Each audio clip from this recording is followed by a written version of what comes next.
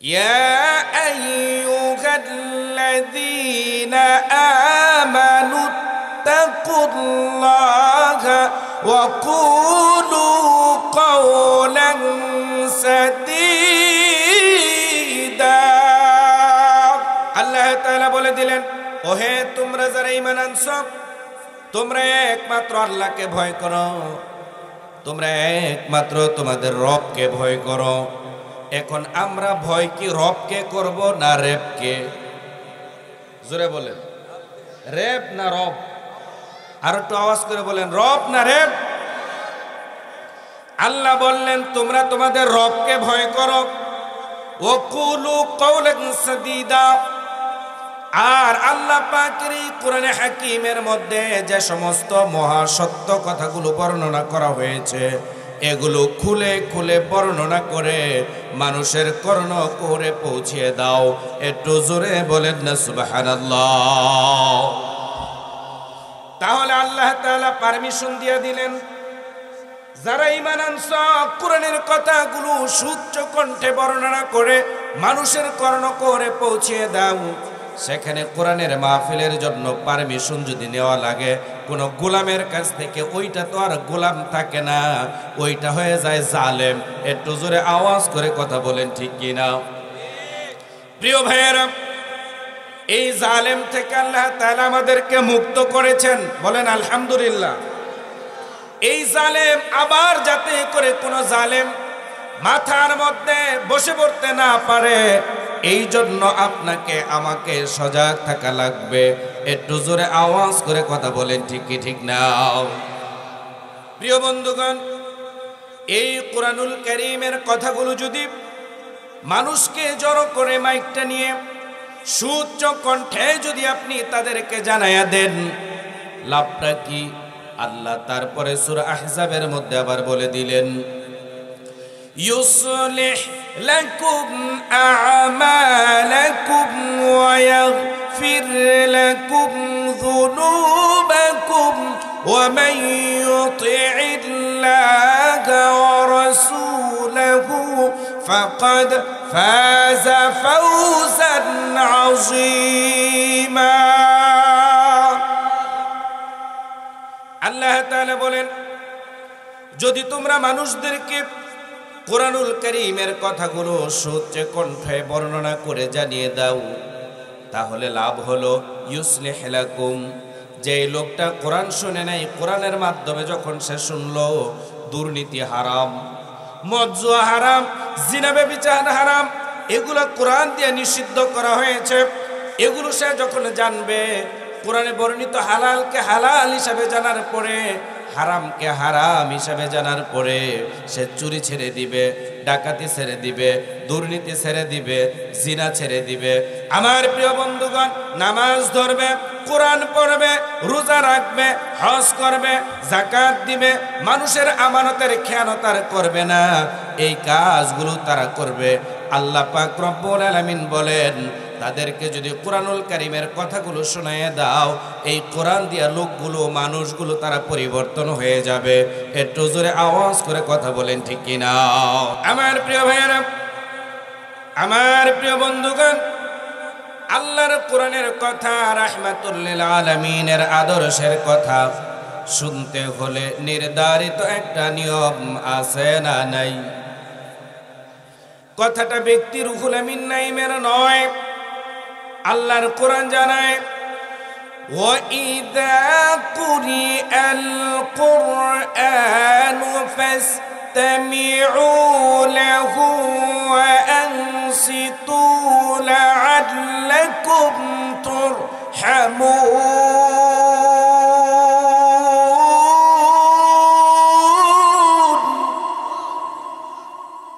কথা কার?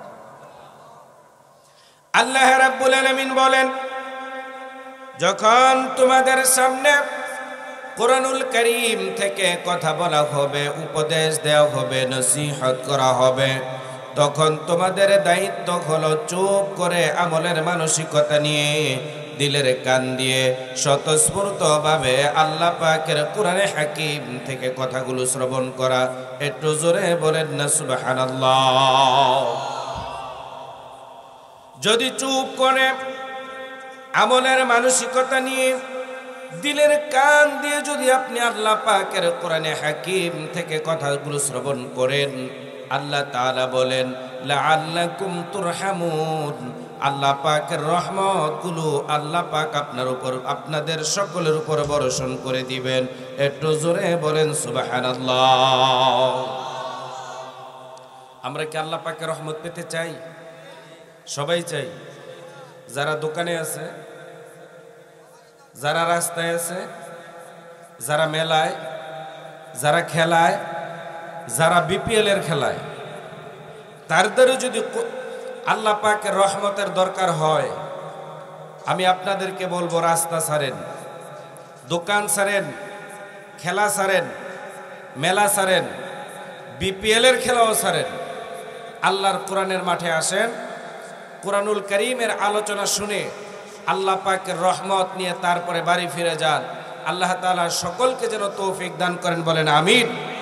সবাইকে যেন আল্লাহ তাআলা কবুল করে নেন, আরো জোরে বলেন আমিন।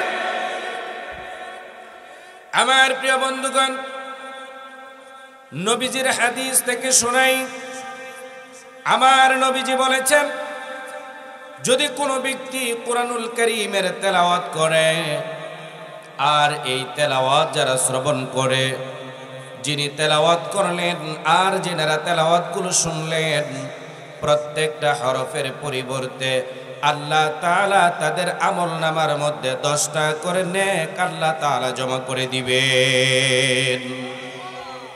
তাহলে কোরআনের মাঠে আসলে লাভ না ক্ষতি? আর মেলায় থাকলে?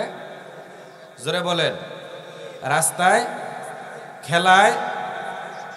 আমার প্রিয় বন্ধুগণ, 2 নম্বরে রাসূল বলেছেন, আপনাদের এই রায়নন্দা ইসলামিয়া হাফিজিয়া মাদ্রাসায় আজকের এই তাফসিরুল কোরআন মাহফিল শুরু হওয়ার পরে, এখানে যখন থেকে কোরআনুল কারীমের তেলাওয়াতগুলো শুরু হয়েছে, মাইকের আওয়াজের মাধ্যমে আশপাশের গ্রামের যতগুলো মুমিন নারী এবং পুরুষ দুনিয়ার মায়া ছেড়ে কবরে শাহিত, যে সমস্ত কবরের মধ্যে এই আওয়াজগুলো যাচ্ছে, কোরআনুল কারীমের বরকতে ওই কবরের মধ্যে যদি কঠিন থেকে কঠিনতম শাস্তি হতে থাকতো, আল্লাহ পাকের কোরআনের বরকতে আল্লাহ তাআলা যখন থেকে আলোচনা শুরু হয়েছে, তেলাওয়াত শুরু হয়েছে, যতক্ষণ পর্যন্ত তেলাওয়াত হতে থাকবে ততক্ষণ পর্যন্ত কবরের আযাবগুলোকে আল্লাহ হালকা করে রাখবেন।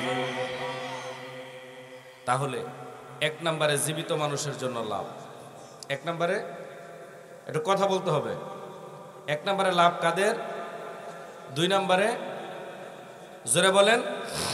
2 নম্বরে, 3 নম্বরে রাহমাতুল লিল আলামিন বলেন, যে সমস্ত মহিলারা, মায়েরা, বোনেরা গর্ভবতী অবস্থায় আল্লাহ পাকের কোরআনুল কারীমটা তেলাওয়াত করবে, শুনবে, এই কোরআনের উপরে যারা আমল করবে, রাসূল বলেন ওই গর্ভ থেকে, ওই মায়ের পেট থেকে যে সন্তানটা বেরিয়ে আসবে, ওই সন্তানটাকে আল্লাহ তাআলা কোরআনুল কারীমের বরকতে যুগ শ্রেষ্ঠ মেধাবী বানায়া তারপরে দুনিয়াতে আনবেন। তাহলে কয় শ্রেণীর জন্য লাভ? 1 নম্বরে জীবিতদের জন্য, 1 নম্বরে 2 নম্বরে মৃত মানুষের জন্য, 3 নম্বরে অনাগত ভবিষ্যৎ প্রজন্ম যারা আসছে, কামিং, তাদের জন্য লাভ। সুবহানাল্লাহ বলেন। অথচ এই কোরআনুল কারীমের কথাগুলো নির্বিঘ্নে, নিরাপদে আজ থেকে কয়েক মাস পূর্বেও বলার জন্য, আল্লাহর কথা বলার জন্য গোলামের কাছে গিয়া পারমিশন নেওয়া লাগতো। একটু জোরে আওয়াজ করে কথা বলেন, ঠিক কিনা? প্রিয় বন্ধুগণ, যেই গোলাম কোরআনুল কারীমের আলোচনা, তেলাওয়াত, মাহফিল, তাফসীর বন্ধ করে দিত অনুমতির জন্য তাদের কাছে না গেলে, ওরা তো আর গোলাম থাকে না, তারা হয়ে যায় স্বৈরাচার। একটু জোরে আওয়াজ করে কথা বলতে হবে, ঠিক কি ঠিক না? যেখানে আল্লাহ নিজে বলে দিয়েছেন, ইয়া আইয়ুহাল্লাযীনা আমানু তাকুল্লাহা ওয়া কুলু কাওলান সাদীদা।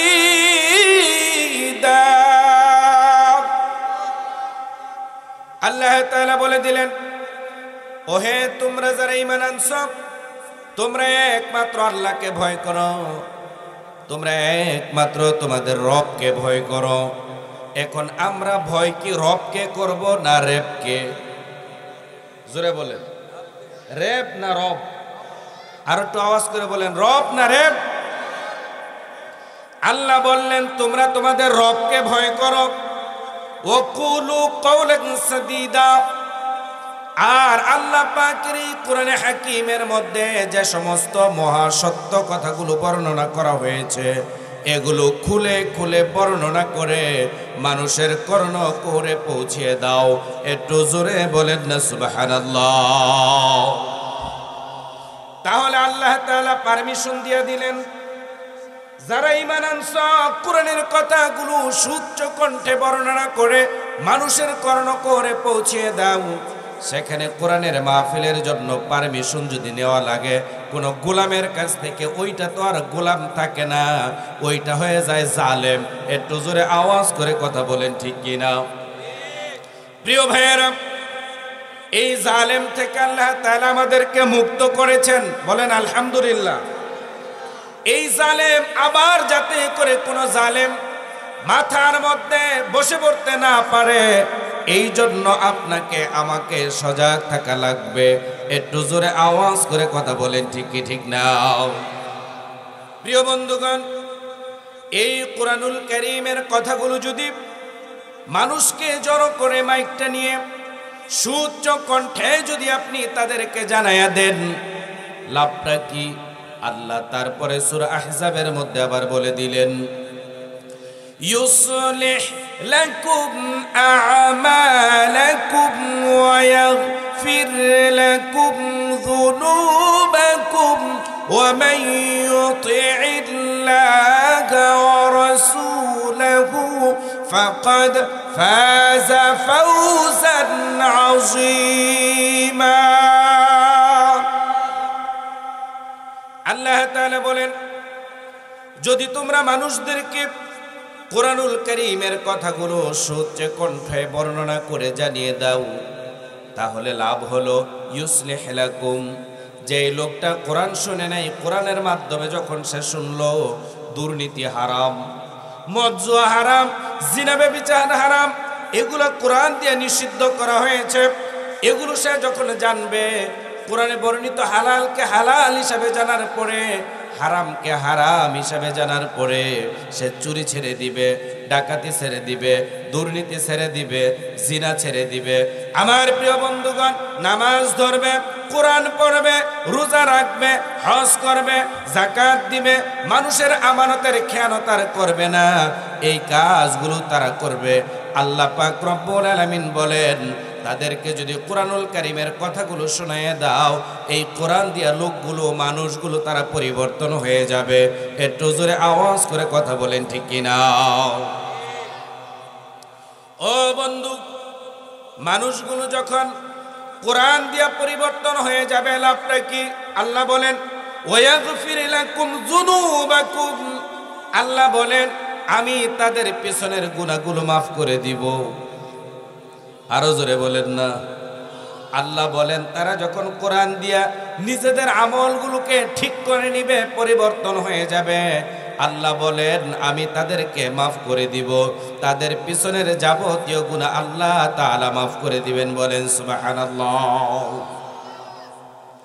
আমার প্রিয় ভাইরা, এই জন্য কোরআনুল কারীমের মাহফিল বেশি বেশি হওয়া দরকার আছে না নাই?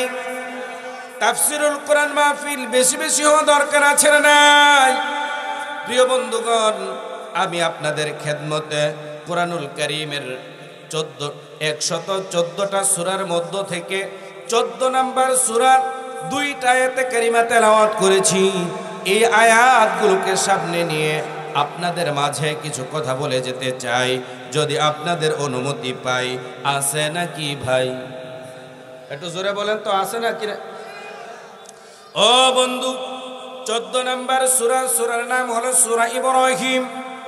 এটা একজন নবীর নামে নামকরণ করা হয়েছে, যার সাথে আমাদের আত্মীয়তার সম্পর্ক হলো বাবা আর ছেলে। কথা বলেন, আমাদের বাবার নাম কি? একটু সবাই বলেন, আমাদের সকলের বাবার নাম কি? আরে আপনার বাবা তো একজন আছে, কিন্তু আমরা সকলের জন্য একজন বাপ আছে না? কি নাম? একটু জোরে কয় না। আরে বাপের নাম কইতে ডরান?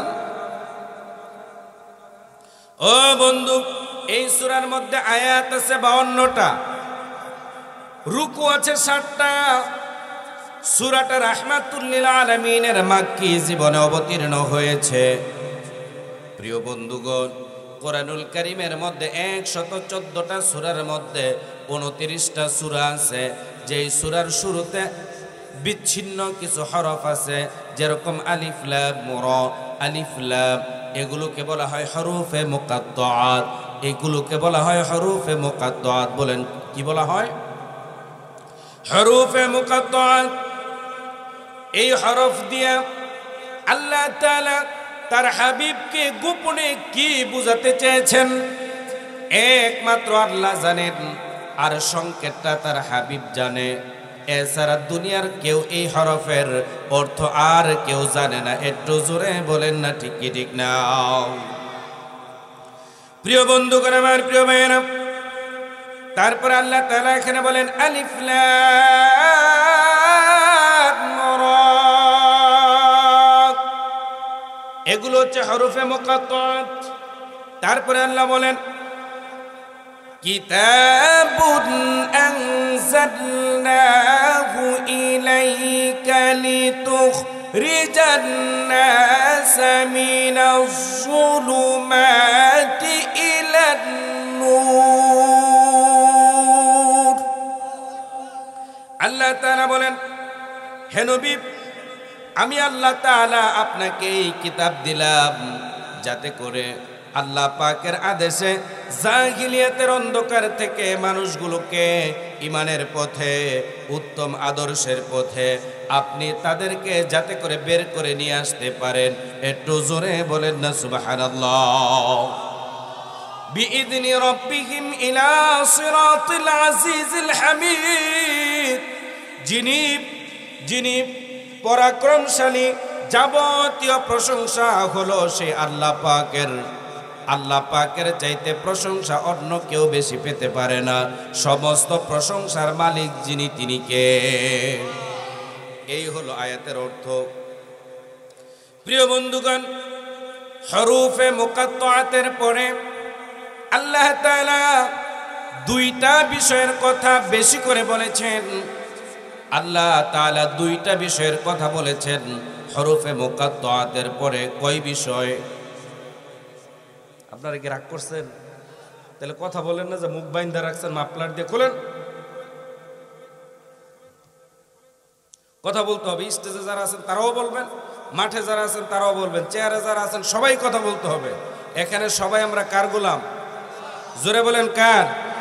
আমি চেয়ারে বসেছি, তাতে কি হয়েছে? আমি বসেছি শুধু একটা সিস্টেম ফলো করার জন্য।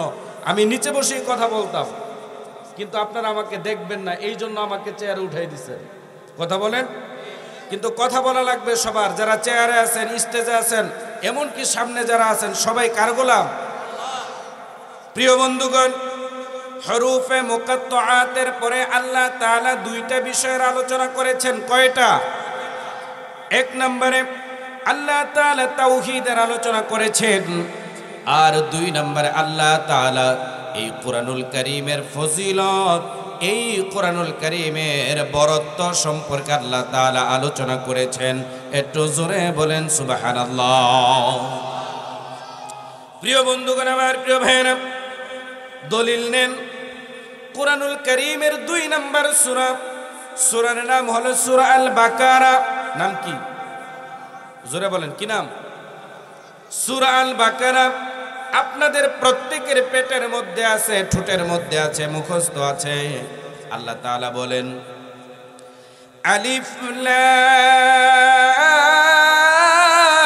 মিম, এগুলো হলো হরফে মুকাত্তাআত, যার অর্থ আল্লাহ এবং তার রাসূল জানেন। তারপর আল্লাহ তাআলা কি বলেন শুনেন, যালিকাল কিতাবু লা রাইবা ফীহি হুদাল লিল মুত্তাকিন।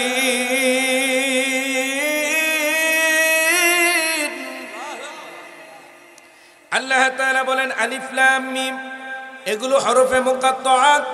তারপরে আল্লাহ তাআলা বলে দিলেন যালিকাল কিতাব, এই হলো সেই কিতাব, লা রাইবা ফি, যার মধ্যে কোনো সন্দেহ নাই, কোনো সংশয় নাই, হুদাল লিল মুত্তাকিন, মুত্তাকি পরহেজগারদের জন্য আল্লাহ তাআলা সত্য এবং মিথ্যার জন্য এই কোরআনুল কারীমকে দিয়ে দিয়েছেন। সুবহানাল্লাহ।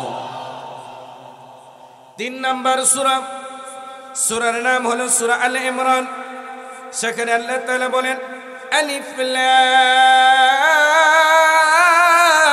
মিম, এগুলো হরফে মুকাত্তাআত।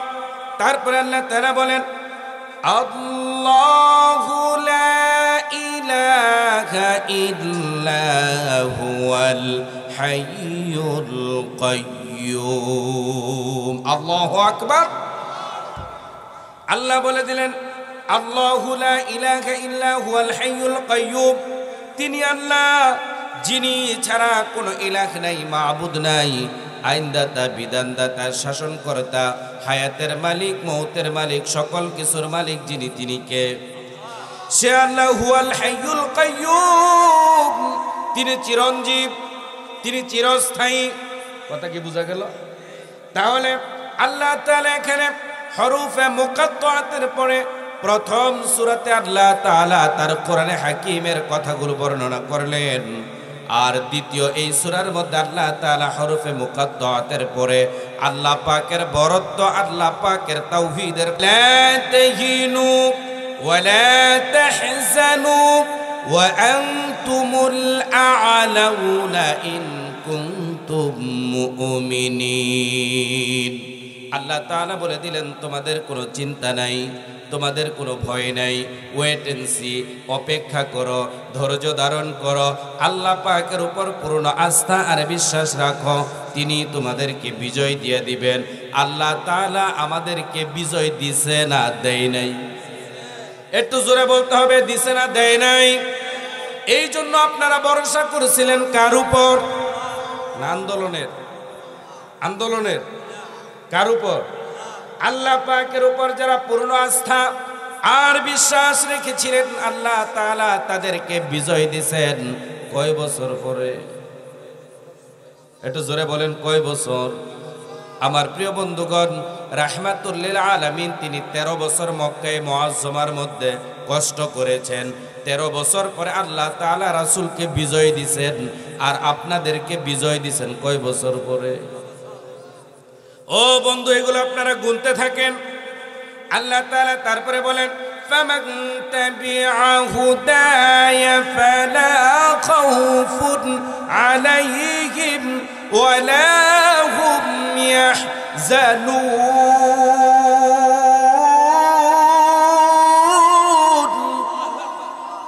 আল্লাহ তাআলা বলেন তোমরা ভয় পেও না, চিন্তা করো না, তোমাদের কোনো চিন্তা নাই, তোমাদের কোনো পেরেশানি নাই।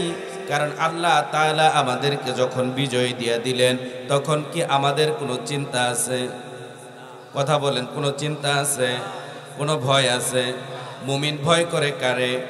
মুমিনের মনের মধ্যে কি কোনো ভয় আছে? মুমিন তো কখনো মাথা নত করে না, হোক না সে বন্দী কারাগারে। মুমিন তো কখনো মাথা নত করে না, হোক না সে বন্দী কারাগারে। মুমিনকে কারাগারে রাখলেও মুমিন ভয় করে না, কারণ মুমিনের অন্তরে ভয় আছে কার? একটু জোরে বলেন তো কার ভয় আছে? সে আল্লাহ তাআলা বলে দিলেন ওয়ালাউ আন্না আহলাল কুরা আমানু ওয়াত্তাকাউ লাফাতাহনা আলাইহিম বারাকাতিম মিনাস সামাই ওয়াল আরদ। আল্লাহ তাআলা বলেন লোকালয়ের অধিবাসীরা যদি ঈমান আনত এবং আল্লাহ রাব্বুল আলামিনকে ভয় করার নীতি তারা অবলম্বন করত, আল্লাহ তাআলা বলেন, আল্লাহ পাক রব্বুল আলামিন বলেন, আকাশ এবং জমিনের যত রহমতের দুয়ার আছে সমস্ত আকাশ আর জমিনের রহমতের দুয়ারগুলো আমি আল্লাহ তাদের জন্য উন্মুক্ত করে দিতাম। তাহলে আকাশ এবং জমিনে সমস্ত রহমত যদি আমরা পেতে চাই তাহলে আমাদেরকে আল্লাহ পাক রব্বুল আলামিনকে ভয় করা লাগবে, ভয় করার নীতি অবলম্বন করা লাগবে। কথা বলেন ঠিক কিনা? যার অন্তরে রবের ভয় আছে ওই ব্যক্তি কি দুর্নীতিবাজ হবে? ওই ব্যক্তি মাদক গ্রহণ করবে, বিক্রি করবে, ওজনে কম দিবে, মালে ভেজাল, অন্যের ক্ষেতের আইল ঠেলা, দুধে পানি, বিবাহে যৌতুক, কথা বলেন, এগুলো কিছুই করবে না। সে আল্লাহ পাকের খাঁটি মুমিন হয়ে যাবে। কথা বলেন ঠিক কি ঠিক না? আমার প্রিয় বন্ধুগণ, আমার প্রিয় ভাইয়েরা, আল্লাহ তাআলা বলেন ওয়া ইন তাউদ্দু নি'মাতাল্লাহি লা তুহসুহা। আল্লাহ রাব্বুল আলামিন বলেন, ও মুমিনেরা, আমি আল্লাহ তাআলা তোমাদেরকে যে সমস্ত নিয়ামত দিলাম ওই নিয়ামতগুলো তোমরা গুনে গুনে শেষ করতে পারবা না। একটু জোরে আওয়াজ করে কথা বলেন ঠিক কিনা? আল্লাহ পাকের নিয়ামত গুনে গুনে শেষ করতে পারবেন? আল্লাহ তাআলা কি পরিমাণ নিয়ামত আমাদেরকে দান করছেন, আলহামদুলিল্লাহ বলেন। আমার প্রিয় বন্ধুগণ, আমার প্রিয় ভাইয়েরা, এজন্যই তো আল্লাহ তাআলা বলেন ওয়ামাল্লাহু বিযাল্লামিল লিল আবিদ। আল্লাহ তাআলা বলেন তিনি কারো উপরে জুলুম করেন না যতক্ষণ পর্যন্ত সে নিজে অন্যায় না করে। একটু জোরে আওয়াজ করে কথা বলেন ঠিক কিনা? প্রিয় বন্ধুগণ, কুরআনুল কারীম আল্লাহ তাআলা বলেন ওয়ামা আসাবাকুম মিন মুসিবাতিন ফাবিমা কাসাবাত আইদিকুম ওয়া ইয়াফু আন কাসীরা।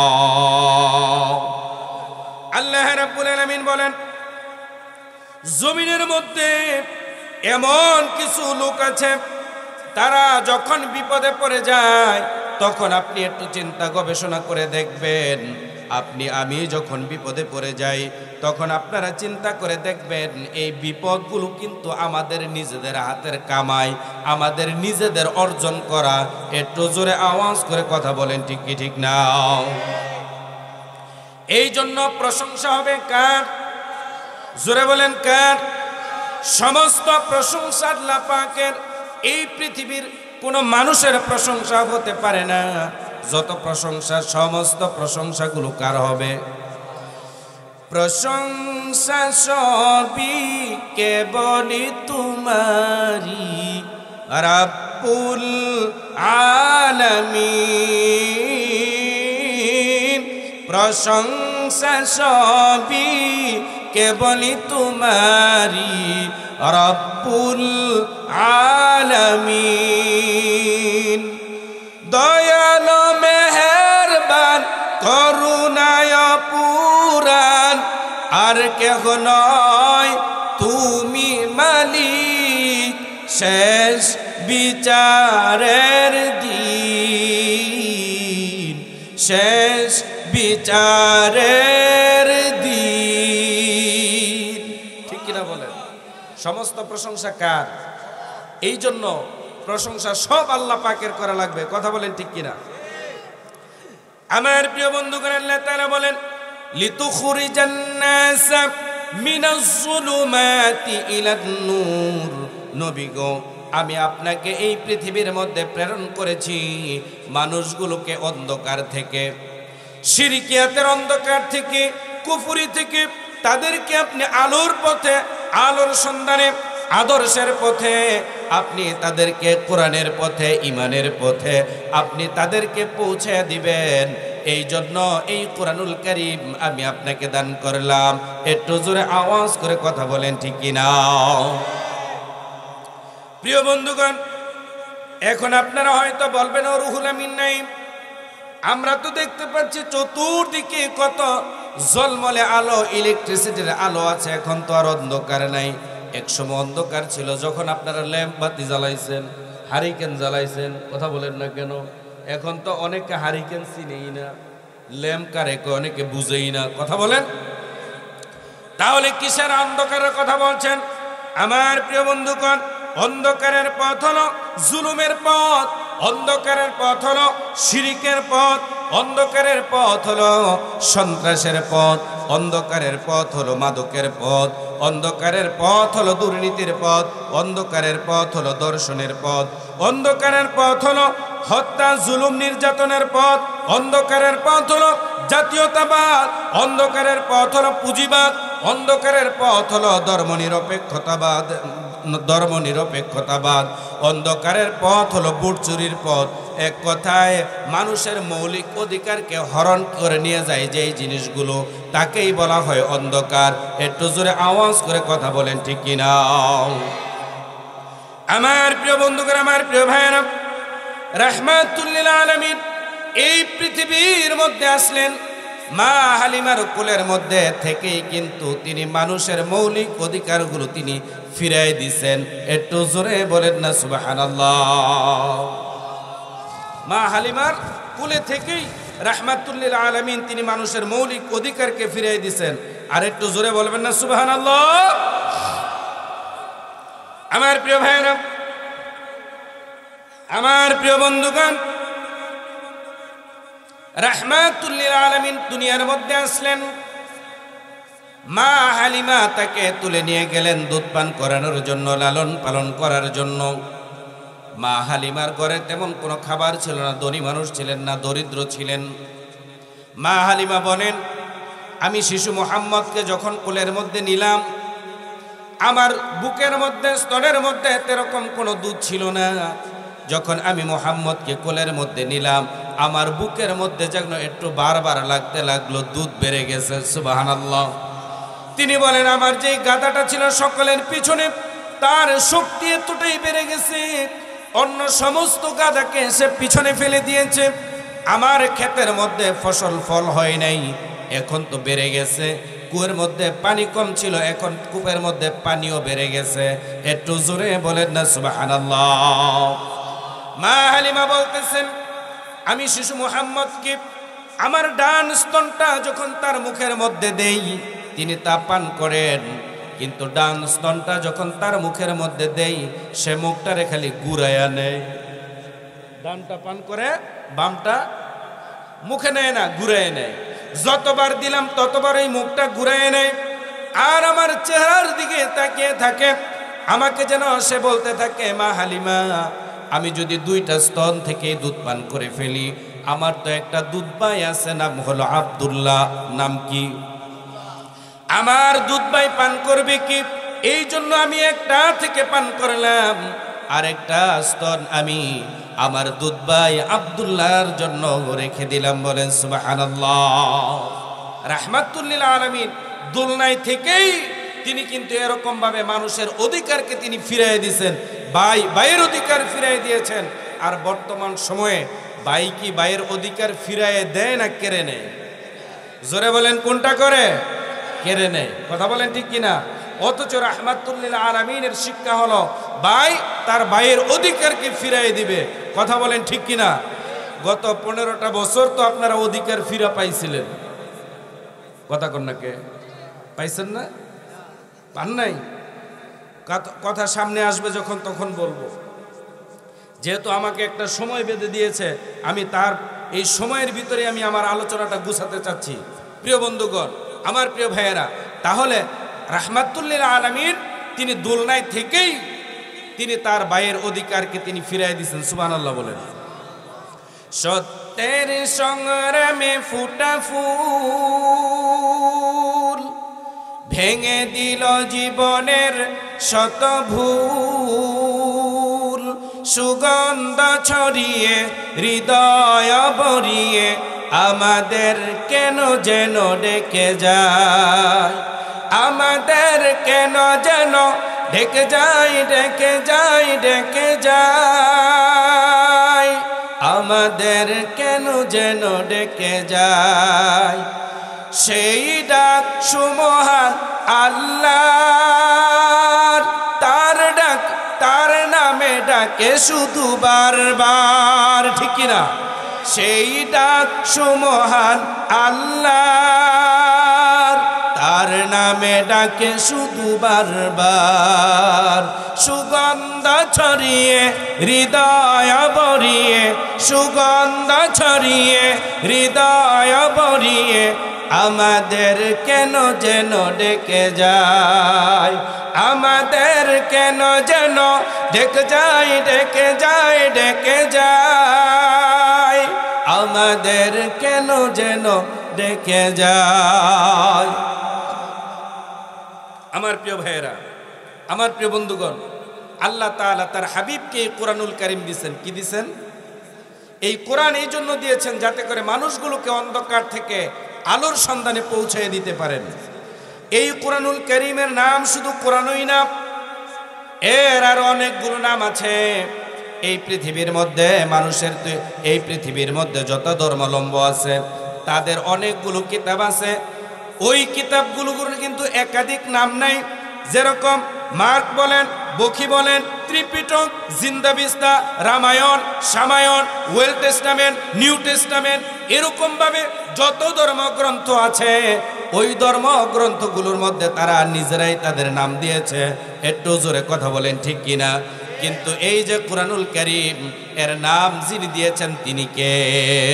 সে আল্লাহ বলেন, তাবারাকাল্লাযী নাযালাল ফুরকানা আলা আবদিহি লিয়াকুনা লিল আলামিনা নাযীরা।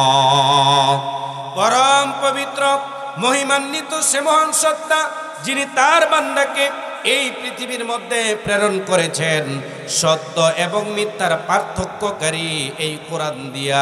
একটু জোরে বলেন কি দিয়া? আরো জোরে বলেন কি? এই কোরআনুল কারীমের নাম শুধু কোরআনই না, এর আরেকটা নাম হলো ফুরকান, আরেকটা নাম হলো হুদা, আরেকটা নাম হলো সিফা, আরেকটা নাম হলো তানজিল, আরেকটা নাম হলো নূর। এরকম ভাবে এই কোরআনুল কারীমের অসংখ্য নাম রয়েছে যা আল্লাহ নিজেই কোরআনুল কারীমের মধ্যে দিয়ে দিয়েছেন। একটু জোরে বলেন না সুবহানাল্লাহ। আল্লাহ তাআলা তারপরে বলেন, এই কোরআনুল কারীম আমাদেরকে, আমাদের হাবিবকে কেন দিলেন? এই জন্য দিলেন সত্য আর মিথ্যার মধ্যে যাতে করে তিনি পার্থক্য করে দিতে পারেন। তাহলে সত্য আর মিথ্যার মধ্যে পার্থক্য যিনি করে দিতে পারেন তিনি, তার নাম কি? জোরে বলেন।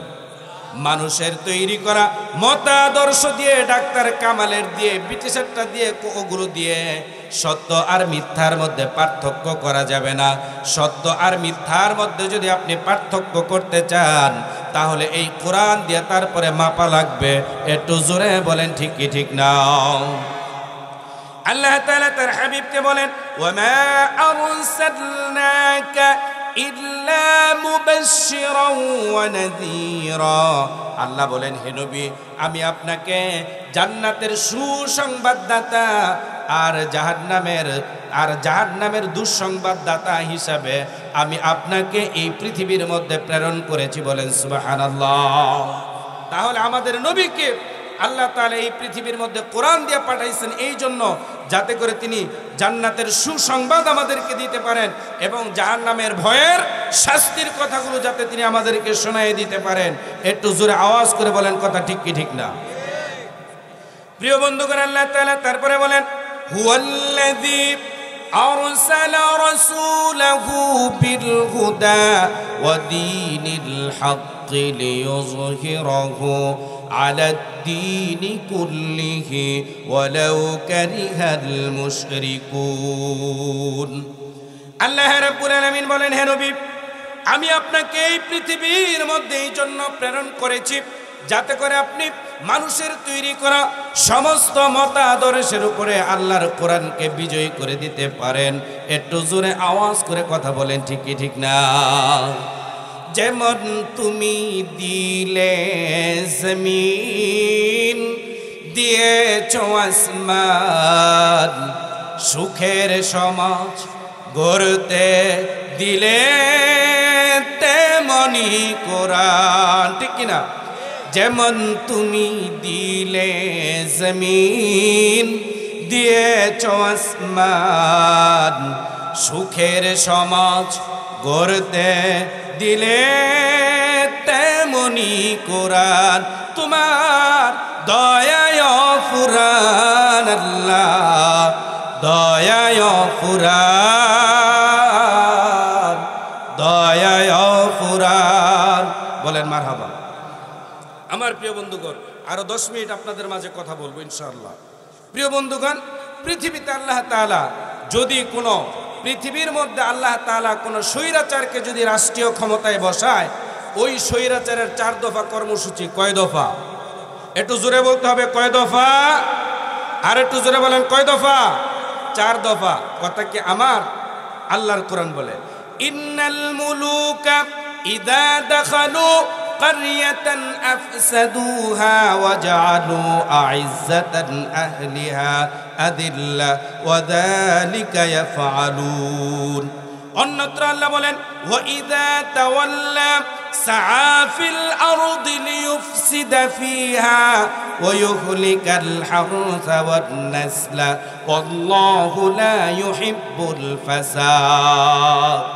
আল্লাহ তাআলা এই আয়াতের মাধ্যমে বলে দেয়, এই পৃথিবীর মধ্যে যদি কোনো স্বৈরাচার রাষ্ট্রীয় ক্ষমতায় যায়, তার কর্মসূচি হলো 4 দফা। জোরে বলেন, কয় দফা? আরো জোরে বলেন, কয় দফা? 1 নাম্বার, সম্মানিত ব্যক্তি, রাষ্ট্রের মধ্যে সম্মানিত ব্যক্তি যারা, তাদেরকে অসম্মান করা। 1 নম্বরে সম্মানিতদেরকে অসম্মান করা। আল্লামা মামুনুল হক সাহেব, তিনি রাষ্ট্রের সম্মানিত ব্যক্তি ছিলেন, তাকে ধর্ষণের মামলা দিয়ে জেলে ঢুকাইছে। শহীদ আল্লামা দেলোয়ার হোসেন সাইদি সাহেব, যিনি অর্ধ শতাব্দী পৃথিবীর প্রত্যেকটা রাষ্ট্রে প্রায় তিনি কোরআনের তাফসির শুনিয়েছেন, তাকেও এরকম মানবতা বিরোধী স্বৈরাচারেরা মানবতা বিরোধী বানায় জেলের মধ্যে ঢুকাইলো, 13টা বছর রাখলো। তারপরে এই পৃথিবীর কোনো মোমেন বিশ্বাস করে না তার স্বাভাবিক মৃত্যু হয়েছে। তারা এরকম ভাবে তার শরীরের মধ্যে ইনজেকশন পুশ করে তারপরে তাকে হত্যা করেছে। একটু জোরে আওয়াজ করে কথা বলেন, ঠিক কিনা? প্রিয় বন্ধুগণ, রাষ্ট্রের সম্মানিত ব্যক্তি ছিলেন বর্তমান সরকারের প্রধান উপদেষ্টা ইউনূস সাহেব, ডক্টর ইউনূস সাহেব। তাকেও দেখা গেল যে কোর্টের বারান্দায় ঘুরাইছে। কথা বলেন না কেন? প্রিয় বন্ধুগণ, শুধু তাই নয়, 3 বারের সাবেক প্রধানমন্ত্রী, বয়স 80 ছুঁই, শরীরের মধ্যে অনেকগুলো রূপ বাসা বেঁধেছে, তাকে এতিমের টাকা আত্মসাতের নাটক সাজায়া তারপরে তাকে শাস্তি দিয়া জেলের মধ্যে বন্দি করে রাখছে। একটু জোরে আওয়াজ করে কথা বলেন, ঠিক কিনা? তাহলে স্বৈরাচারের 1 নাম্বার কাজ হলো সম্মানিত ব্যক্তিদেরকে অসম্মান করা, আর 2 নাম্বার হলো সব জায়গায় তারা অশান্তি সৃষ্টি করবে। কয় জায়গায়? জোরে বলেন, কয় জায়গায়? বিরোধী দল যখন কোনো মিছিল বা মিটিং বা কোনো কর্মসূচি দেয়, মোড়ে তারা খিচুড়ি আর তেহারি পাকায়, আর মোড়ে লাঠি নিয়ে তারপরে পাহারা বসায়। আর তারা বলে তারা নাকি শান্তি মিটিং দেয়। আবু জাহেল দারুণ দোয়ার মধ্যে রাহমাতুল্লিল আলামিনের কল্যাণের জন্য যখন মিটিং করে পাঠিয়েছিল লোক, তখন সেও বলেছিল শান্তি মিটিং। এই ধরনের শান্তি মিটিং করে তারা। কথা বলেন না কেন? প্রিয় বন্ধুগণ, এই জন্যই তো যখন সে পালাইলো, তার সাথে সাথে মসজিদের খতিব পর্যন্ত পালায়, বিচারপতি পালায়, কলেজ ভার্সিটি, তারপরে বিসিরা পর্যন্ত পালায়। হায় হায় হায়, কি একটা অবস্থা! কথা বলেন বন্ধুগণ। 4 নম্বরে আল্লাহ পাক রব্বুল আলামিন বলেন, কোন স্বৈরাচার যদি রাষ্ট্রীয় ক্ষমতায় যায়, 3 নম্বরে হলো, আমার প্রিয় ভাইয়েরা, আল্লাহ পাকের আইন দুনিয়ার মধ্যে যা আছে তার একটা করে তারপরে তারা বাদ দেয়। আল্লাহর আইন আল্লাহর আইন দেশের মধ্যে রাষ্ট্রের মধ্যে যা আছে একটা একটা করে সবটি একসাথে ধরে না, কারণ জনগণ খেপবো, রাস্তায় নামবো, সামাল দিতে পারবে না। এই জন্য একদিকে 560টা মসজিদ বানায়, আরেকদিকে সমকামিতা প্রাইমারি লেভেলে পর্যন্ত ঢুকায়। কথা বলেন ঠিক কিনা? আমার প্রিয় বন্ধুগণ, শুধু তাই নয়, সব জায়গায় তারা দুর্নীতির আখড়া বানায়। যদি তা না হবে তাহলে একজন প্রধানমন্ত্রী কি করে বলে আমার অফিসের পিউন 450 কোটি টাকার মালিক, হেলিকপ্টার ছাড়া চলেই না। এই যদি হয় একটা পিউনের অবস্থা, তাহলে এমপি মন্ত্রী যারা ছিল তাদের অবস্থা কি? কথা কি বোঝা গেল? আমার প্রিয় বন্ধুগণ, শুধু তাই নয়, কুরআনুল কারীমে আল্লাহ তাআলা বলেন ওয়া মাকারু মাকরান কুব্বারা। আল্লাহ তাআলা বলেন তারা বড় বড় ষড়যন্ত্র করলো, বড় বড় ষড়যন্ত্র করে 2014 সালে মানুষদেরকে ধোঁকা দিয়া বোকা বানায় আবার ক্ষমতায় গেল। 2018 সালে রাত্রিবেলা মাইরা নিল। 2024 সালে যখন একই কায়দাই করলো, আল্লাহ তাআলা তাদেরকে ধরলো। কথা বলেন না কেন? আমার প্রিয় বন্ধুগণ, আল্লাহ তাআলার ধরা বড়ই শক্ত ধরা। আল্লাহ বলেন ইন্না বাতশা রাব্বিকা লাশাদীদ। আল্লাহ তাআলার ধরা বড়ই কঠিন ধরা, মজবুত ধরা। আল্লাহ যখন ধরে তখন কেউ ছাড় পায় না। একটু জোরে আওয়াজ করে কথা বলেন ঠিক কিনা? দুপুরের খাবার রান্না করার টেবিলে বাড়া খাওয়ার সুযোগ নাই। কথা কোন নাকি? পোলাপানে যখন ওই বঙ্গভবনের মধ্যে গেল, আমার প্রিয় বন্ধুগণ, পোলাপান যখন তার ঘরের মধ্যে গেল, তার বাড়ির মধ্যে, তৎকালীন তার বাড়ির মধ্যে যখন গেল, সেখানে কত কিছুই দেখাইলো। সে বলল ফজরের আমি ঘুম থেকে উঠে আগে জায়নামাজ খুঁজি, কোরআন খুঁজি। তার ঘরের মধ্য থেকে একটা জায়নামাজ আর কোরআন শরীফকে দেখাইতে পারছে? একটু জোরে বলেন, দেখাইতে পারছে? তাহলে সমস্ত কথা ছিল তার বন্ডামি আর প্রতারণা। একটু জোরে আওয়াজ করে কথা বলেন ঠিক কিনা? আমার প্রিয় বন্ধুগণ, আল্লাহ তাআলা বলেন ওয়া মাকারু ওয়া মাকারাল্লাহ ওয়াল্লাহু খায়রুল মাকিরিন।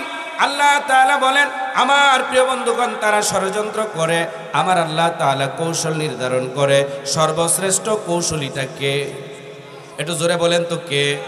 আমার প্রিয় ভাইয়েরা, 2012 বা 13 সালে হবে সাবেক প্রধানমন্ত্রী, 3 বারের প্রধানমন্ত্রী, 40টা বছর স্বামী সন্তান নিয়ে যেই বাড়ির মধ্যে থাকলো, তারে সেখান থেকে এক কাপড়ে ধাক্কা দিয়ে বের করে দিল।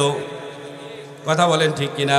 তারে তুমি ঘর থেকে ধাক্কা দিয়ে বের করে দিয়েছ, আল্লাহ তাআলা তোমার একেবারে দেশের তেই। কথা বলেন, তুমি বার করছো ঘরের তে, তোমারে বার করছে।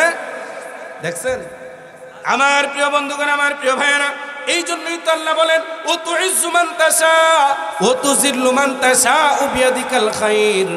এতিমের টাকা আত্মসাৎ, যে টাকা নাকি পাঠাইছিল আরব আমিরাত, ওই টাকা নাকি আত্মসাৎ করে খাইছে, এই জন্য তারে জেলে নিয়ে পচাইছে। অথচ আজকে গতকালকে তিনি যখন আমেরিকা গেলেন চিকিৎসার জন্য, ওই আরব আমিরাতেই কিন্তু তার জন্য প্লেন পাঠায়। কথা বলেন না? এয়ার অ্যাম্বুলেন্স পাঠাইছে কেডা? আরব আমিরাত এয়ার অ্যাম্বুলেন্স পাঠাই দিল। আমার প্রিয় বন্ধুগণ, তাহলে তুমি যাদের টাকা মাইরা খাইছে এই অপরাধে জেলের মধ্যে নিয়ে রাখলা, তারাই তার জন্য এয়ার অ্যাম্বুলেন্স পাঠাইলো। তাহলে সম্মান দিলেন যিনি, তিনি কে? প্রিয় বন্ধুগণ, আমার প্রিয় ভাইয়েরা, আরো কথা ছিল রাখলাম। আমার প্রিয় বন্ধুগণ, আরেকটা পয়েন্টে কয়েকটা কথা বলে যেতে চাই, আর তা হলো অপর দিকে কোনো আলেম যদি রাষ্ট্রীয় ক্ষমতায় যায়, তাহলে তার কর্মসূচি হলো 4টা। একটু জোরে বলেন কয়টা? কোনো স্বৈরাচার যদি রাষ্ট্রীয় ক্ষমতায় যায়, তার কর্মসূচি, যদি কোনো আলেম যায়, কোনো আল্লাহ বিরু যায়, তাহলে তার কর্মসূচি 22 নম্বর সূরার 41 নম্বর আয়াতে আল্লাহ তাআলা বলেন আল্লাযীনা ইম্মাক্কানাহুম ফিল আরদি আকামুস সালাহ ওয়া আতুজ যাকাহ ওয়া আমারু বিল মা'রুফি ওয়া নাহাউ আনিল মুনকার ওয়ালিল্লাহি আকিবাতুল উমুর। আল্লাহু আকবার। আল্লাহ তাআলা বলেন যদি কোনো আলেম, আল্লাহ বিরু মানুষ যদি ক্ষমতার মধ্যে যায়, তাহলে 1 নাম্বার কাজ হলো, 1 নাম্বার কর্মসূচি হলো তারা রাষ্ট্রীয়ভাবে নামাজকে প্রতিষ্ঠা করে দিবে। একটু জোরে বলেন না সুবহানাল্লাহ। রাষ্ট্রীয়ভাবে প্রতিষ্ঠা করে দিবে। নামাজ প্রতিষ্ঠা করে লাভ কি? কুরআনুল কারীম বলে ইন্নাস সালাতা তানহা আনিল ফাহশাই ওয়াল মুনকার। নামাজ যদি সমাজে রাষ্ট্রে প্রতিষ্ঠিত হয়ে যায়, যেই ব্যক্তি নামাজি হয়ে যাবে ওই ব্যক্তিকে অন্যায়, অশ্লীলতা, খারাপ মন্দ, দুর্নীতি, চুরি, ডাকাতি, ব্যভিচার, মাদক সব কিছু থেকে হেফাজতে রাখবে। একটু জোরে আওয়াজ করে কথা বলেন ঠিক কিনা? 2 নম্বরে, রাষ্ট্রীয় ক্ষমতায় যদি কোনো আলেম যায়, যারা কোরআন দিয়ে রাষ্ট্র পরিচালনা করতে চায়, তারা যদি ক্ষমতার মধ্যে যায়, 2 নম্বর কর্মসূচি হলো ওয়াতুজ যাকাত, যাকাত ভিত্তিক অর্থনীতি চালু করে দিবে। কি ভিত্তিক? যাকাত ভিত্তিক অর্থনীতি যেখানে চালু হয়ে যাবে, সেখানে কি মানুষেরা দুর্নীতি করবে, চুরি করবে, ডাকাতি করবে, সন্ত্রাসী এগুলো কিছুই করবে না। আমার প্রিয় বন্ধুগণ, 3 নম্বরে আল্লাহ তাআলা বলেন ওয়া'মুর বিল মা'রুফ। 3 নম্বর হলো রাষ্ট্র ক্ষমতায় যদি কোনো আলেম যায়, এই কোরআন যদি রাষ্ট্রীয় ক্ষমতায় যায়, তাহলে আইন করে করে ভালো কাজগুলো নিজেরা করবে এবং মানুষদেরকে, দেশের জনগণকে ভালো কাজগুলো করার জন্য উৎসাহিত করবে। শুধু তাই নয়, রাষ্ট্রীয়ভাবে শেল্টার দিবে, রাষ্ট্রীয়ভাবে অর্থ দিবে। কথা বলেন ঠিক কি ঠিক না? 4 নম্বরে কুরআনুল কারীম আল্লাহ তাআলা বলেন ওয়ানহাউ আনিল মুনকার। আর যদি রাষ্ট্রীয় ক্ষমতায় যদি কোনো আলেম যায়, 4 নম্বর কর্মসূচি হলো রাষ্ট্রের যত খারাপ আছে, মন্দ আছে, অকল্যাণমূলক, মানুষের ক্ষতি হয়, এই ধরনের কাজ যা আছে আইনের আওতায় এনে একটা একটা করে রাষ্ট্র থেকে বাদ দিবে, রাষ্ট্রটাকে মেরামত করবে। একটু জোরে আওয়াজ করে কথা বলেন ঠিক কি ঠিক না? আমার প্রিয় বন্ধুগণ, তাহলে রাষ্ট্রীয় ক্ষমতায় যদি কোনো স্বৈরাচার রাষ্ট্রীয় ক্ষমতায় যায়, তার কর্মসূচি কয়টা? 4টা। আর যদি কোনো আলেম রাষ্ট্রীয় ক্ষমতায় যায়, তার কর্মসূচি একটু জোরে বলেন কয়টা? 4টা।